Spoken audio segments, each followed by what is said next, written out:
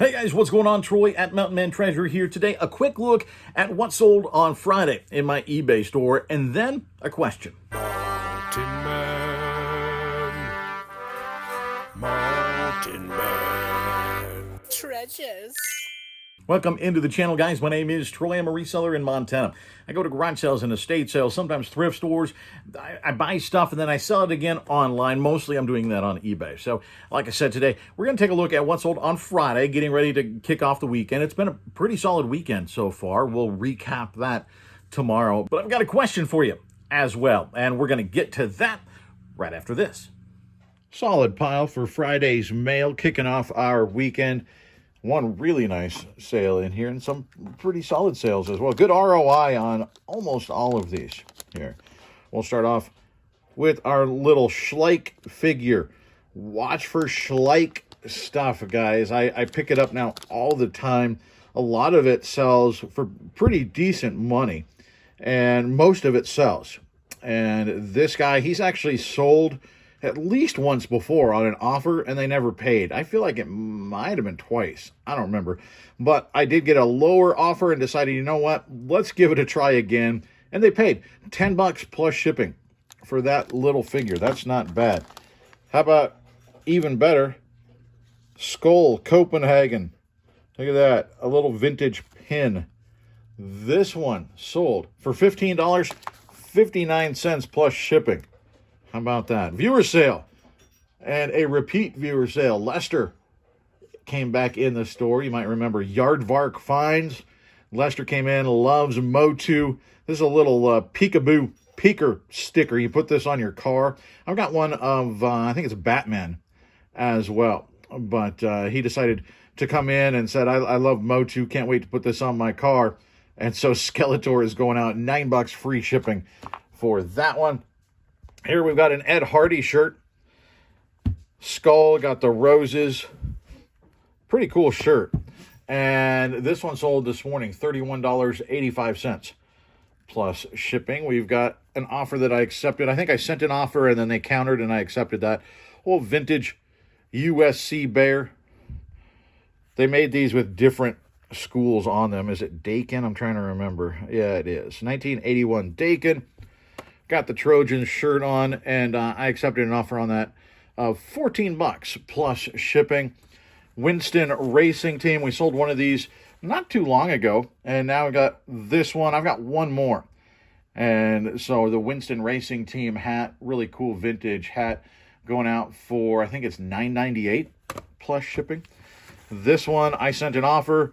They countered. I countered back, and they took it $13.50 for the old Detroit Tigers hat. So a couple of hats going out. Our second combo pack, HME for hunters. It's got the knife and the shears on there. Again, not a great buy. I paid $5 for this. It sold for $20.47, free shipping. So by the time I figure in shipping, fees, and the buy cost, I don't know. I probably make like $2 or $3. It's not great.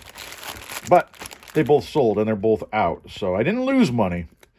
We've got a old school OEM Nintendo RF Switch. This one sold for $9.98 plus shipping. This I picked up this last weekend. It's not a real high dollar glove, but it's got a fantastic look to it. It's a vintage glove. It's the red, white, and blue. It's just a cool looking glove. And I paid maybe $1 for it. I bundled it with some other stuff. And actually, we did pay up a little bit at that sale because it was a fundraiser for for a veteran organization. And so I gave them $10 for this and a few other things. So $1, $2 maybe into this. I accepted an offer of $15 plus shipping for that. And then I guess this is the last one here. This is the best one here. It's a Sony Walkman, of course. It's got the original strap on it, which is fantastic. Picked this up at an estate sale for a couple bucks. And guys, watch for the Sony Walkman, especially the older Walkman. All you got to do is type in Sony, and then this one is the WM-16, WM Walkman. And this thing is highly sought after, guys. This is one of them that people really want. Unfortunately, it didn't work. Now, I do know there are some people out there with the patience and the skill to fix them. And that's where it's going, because I sold this 4 parts not working as is.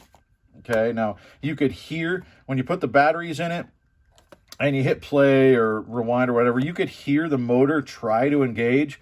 It's just nothing would spin. But the actual mechanics, it tries, which is a good thing. And I made sure to put that in the listing. Often what happens with these is they have little, much like the G.I. Joes, the old G.I. Joes have little O-rings in there. These have little belts inside here that go bad. You can buy them, you can replace them if you can take these things apart. I've got a friend that knows how to do that. And this thing would be super valuable if it actually worked. So I don't know if somebody's keeping this for a collection or if they're going to fix it and try to flip it. I'm not sure. But this thing not working, guys. I took an offer of $85 plus shipping. $85 for a busted Walkman. That's eBay. So pretty solid. I'm happy with the way things started off. And like I said, things so far this weekend have been pretty good. I'm happy with it. A couple of really nice sales in the mix. So we'll get to that on Monday. But it just had sort of a pondering. You guys have seen him in the live premieres. You've seen him in some videos. My buddy, Farmer Mark, he had his garage sale this weekend. He does this annually. And it's something that got me to thinking, and I thought, you know, I want to ask you. I want to see what you guys do. I had done one for 2 or 3 years. It's a lot of work, and so I just got to the point where I didn't like doing it.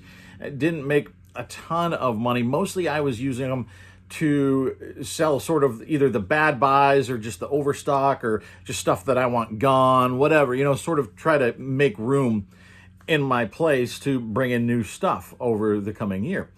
Well, Mark goes about it a little bit differently, and I think it's really, really smart. Of course, it's smart. He's been doing this for a while. And talking with him at his sale this weekend, he said, you know, this has become a really important part of the way that he sources and of his reselling business. And what he does is throughout the year, picks up things that he knows people in the community are nuts for. Cast iron is one of them. We have a lot of cast iron people here. So he picks up cast iron when he sees it, he cleans it, he makes it all nice, and then he puts that all out at his garage sale. Pyrex is another big one. We have a ton of people that are crazy about Pyrex here, from collectors to the people that put it in their antique booth at the one antique mall that we have here. And so there's a lot of people that are nuts for Pyrex. And so what Mark does, along with other things, you know, hunting, outdoor things, you know, stuff like that, he intentionally picks things up. This isn't something like I was doing was, what do we want to throw in the garage sale? You know, and it's not, well, let's clear out the leftovers. He's intentionally sourcing throughout the year and hangs on to it and then sells it at his garage sale. And so he gets great money off of this, thousands of dollars out of his garage sale because he specifically sourced for that garage sale. Now, of course, he mixes in with that stuff that he gets to the point where he's, I don't feel like selling it. At the time when I bought it, I thought I was going to list it. Now I'm not, you know, or it's, you know, and I have a whole bunch of this, what's it? So let's sell some of them. There's some of that stuff mixed in, right? And you can do that as long as you have the really good stuff on top of that. And so he's doing very well with that. Like I said, thousands of dollars this weekend. That's, you know, straight cash money, right? You don't have to worry about shipping. You don't have to worry about things breaking in shipping when you're talking about Pyrex and the time that it takes to get that stuff together. You don't have to worry about, you know, scammers, you know, sending it back. You don't have to worry about any of that. You just set it on a table and let the money come to you. And so my question, I guess, is how many of you do that, or how many of you, now that you're thinking about it, think, you know what? That's a good idea. That's something that I would like to do. I think, like I said, I think it's very smart. I think it's a cool thing to add to a business model.